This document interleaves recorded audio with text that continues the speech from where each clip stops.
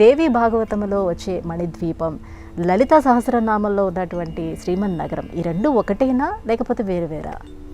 లలితా సహస్రనామావళిలో శ్రీమన్నగరనాజికాయై నమః, సర్వమంగళమాంగళ్యే శివే సర్వార్థసాధకే శరణ్యే త్ర్యంబకే దేవి నారాయణి నమోస్తుతే. శ్రీమన్నగరనాజికాయై నమః 105వ 106వ నామం అది.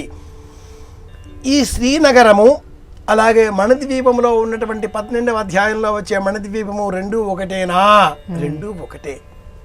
అయితే మణిద్వీప వర్ణనలో సపూర్ణంగా, సకాశంగా, సంపూర్ణంగా, సవివరంగా, సవివిస్తరంగా, ప్రకాశాత్మకంగా, నాదరూపంగా ఉండేటటువంటి బిందువును అక్కడ వర్ణితమైనట్టుగా మనం గమనించాలి.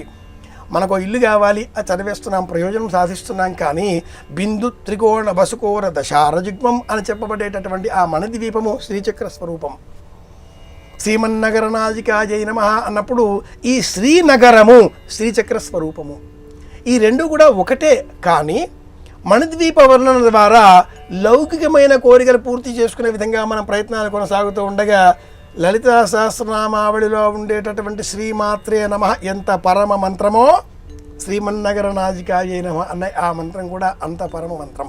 ఇక్కడ లౌకికమైన కోరికలు కాకుండా ప్రాణశక్తిని మనం ఉద్దీపనం చేసుకోవడం. శ్రీ అంటే మన దేహంలో ఉన్నటువంటి శక్తి స్వరూపము, ఆనందదాయకము, ప్రాణశక్తి స్వరూపము, చిత్ శక్తి అనే అర్థంలో శ్రీమన్నగరనాయిక అన్న స్వరూపంలో మనం ఆ జగజ్జనని గుర్తించాలి. బాహ్యంగా రెండు ఒకటిలాగే కనిపించినప్పటికీ, రెండు ఒకటే అయినప్పటికీ అంత సూక్ష్మంగా మట్టుకు వేరే వేరే అర్థాలను ఈ రెండు శబ్దాలు కలిగి ఉంటాయి.